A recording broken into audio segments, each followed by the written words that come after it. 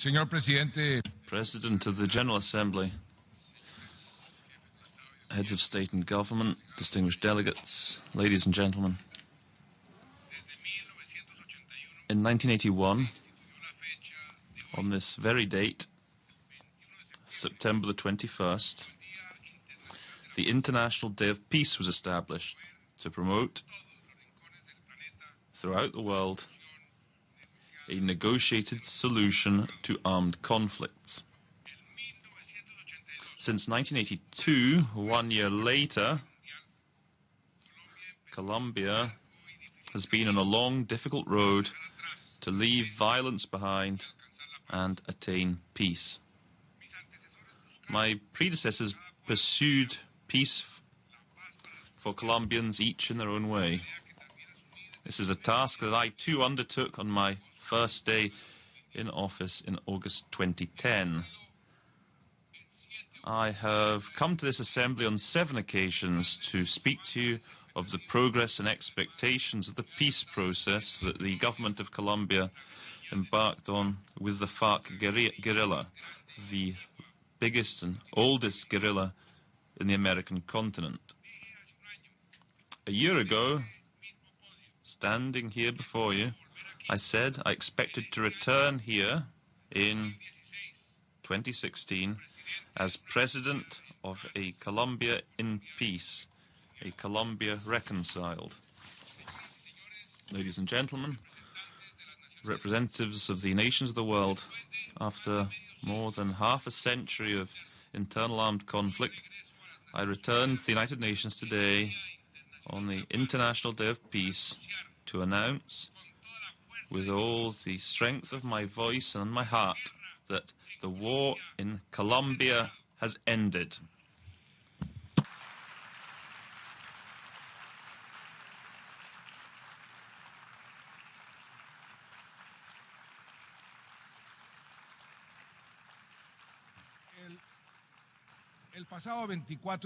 On August the 24th in Havana, the negotiators declared that everything had been agreed, and they adopted the final text of the agreement for the termination of the conflict. 5 days later, a bilateral and definitive ceasefire and cessation of hostilities took place. Since then, there has not been, therefore, not a single death, not a single wound, not a single shot fired in the conflict with the FARC. On September the 26th in Cartagena, the agreement will be officially signed, and then the people of Colombia will approve it through a plebiscite on October the 2nd. From that moment on, the former members of the guerrilla will start going to concentration areas where they will surrender their arms to the United Nations over a 6-month period, and their process of reintegration into society will begin. The weapons will be melted and will be turned into 3 monuments to peace, one here in New York, one in Cuba, where the peace negotiations took place, and the other in Colombia. These monuments will remind us that the bullets are behind us and that the construction of a new and better country has begun. Joyfully, I reiterate, the last and oldest armed conflict in the Western Hemisphere has come to an end. America, the vast American continent, with all of its islands from Patagonia to Alaska, is now a zone of peace.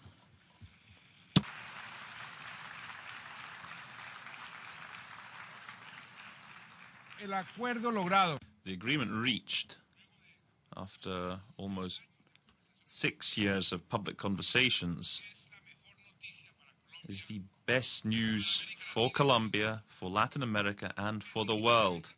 What does this agreement mean? Above all, it means that the FARC ceases to exist as an armed group, reintegrates into society, and may become a political movement within our democracy. We agreed on measures to guarantee their participation in politics, to give greater guarantees to the opposition, and to strengthen democracy and the electoral system in Colombia. We also defined programs to improve the quality of life of our peasants who have borne the brunt of the conflict, and to make access to land possible to those who do not have it or who lost it because of war. The main hallmark of this peace process was that it focused on the protection and the guarantee of the rights of victims, the rights to truth, justice, to reparation and to non-repetition. To that end, we agreed on mechanisms such as a Truth Commission, reparation and restoration measures, and a full transitional justice system. This is the first time in the history of the resolution of armed conflicts in the world that a government and an illegal armed group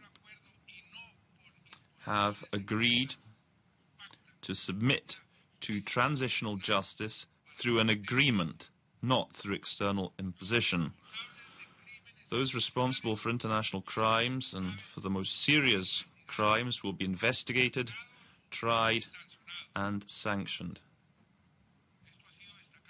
This has been positively reflected by the prosecutor of the International Criminal Court, by the Inter-American Commission on Human Rights, and by many other organizations and experts. We are sure that this model of justice, which is framed within a comprehensive system of guarantees of rights of victims, as set out in the Rome Statute, will be a useful precedent for future peace processes.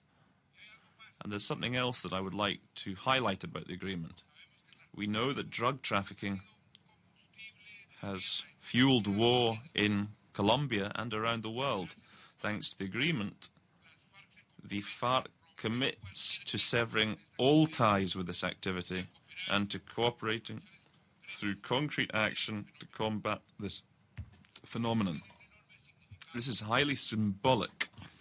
Those who once protected illicit coca crops will now work together. They will become allies of the state with a view to its eradication.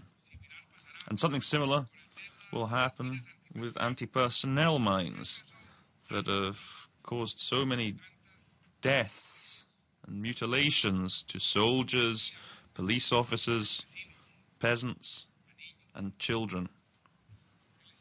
The state and the FARC will work jointly to demine all the national territory. This will also bring great benefits. This agreement will bring great environmental benefits, not just for our country, but for the planet.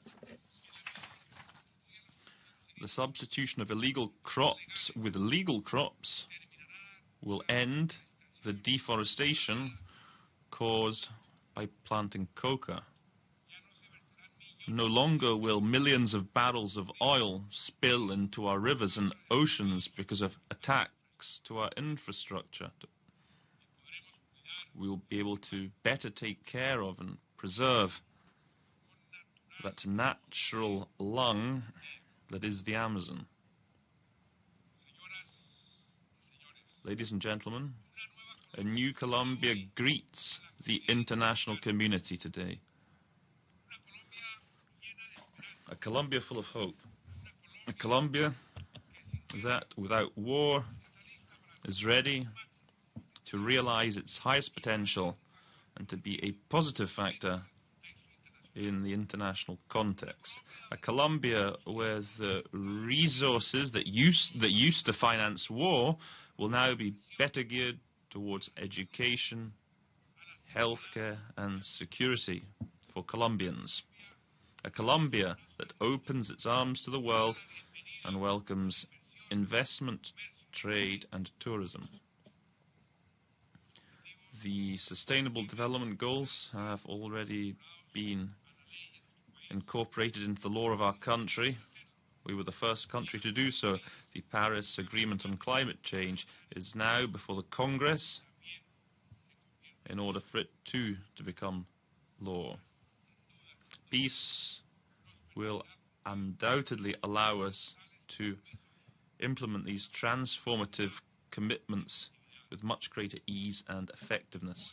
Today, on behalf of some 50 million Colombians, I share with you from the bottom of my heart our deepest gratitude to the international community for its ongoing permanent support for peace in Colombia. We thank Cuba, host of the dialogues, and Norway, who are guarantors of the peace negotiations, and Chile and Venezuela too, who accompanied the whole process. Thank you also to the United States, to Germany, and to the European Union, who appointed special envoys to accompany the dialogues. Thank you very much to the United Nations, to Secretary General Ban Ki-moon, and to the Security Council. I had some moments ago to do so personally, to thank them, because the Security Council has established a political mission to lead the monitoring and verification of the ceasefire and the disarmament of the guerrilla. We thank the countries of Latin America and the Caribbean, all of which supported this process. And thank you also so deeply to so many governments, so many countries, so many organizations that have continuously expressed their solidarity and their willingness to support Colombia in the challenging phase that lies ahead of us, the post-conflict phase. I can say today in these hallowed halls that we have delivered, we have succeeded for the Colombians and for the whole world. Colombia is turning the page of war to start writing the chapter of peace. And that is what we wish for the rest of the planet. Therefore, all of our solidarity goes to the nations that have suffered and continue to suffer from the scourge of global terrorism. The example of Colombia should give hope to the world that it is possible to realize the dream of peace when there is will and when there is commitment. To do that, first we have to disarm spirits and also disarm language, because words can be as incendiary as bombs.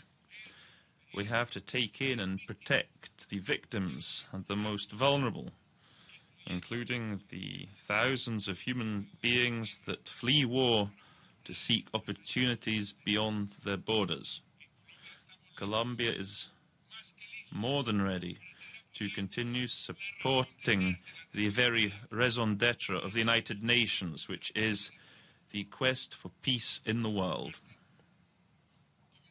I, as President of Colombians, feel happy, feel excited, humbly excited to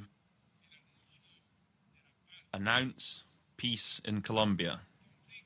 A conflict of over half a century has come to an end. A conflict that left more than 220,000 people dead, more than 8 million victims, has ended.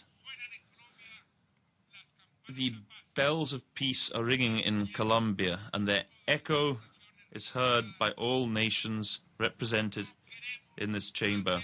We do not want any more war. We do not want any more wars, not in Colombia, not in the rest of the world.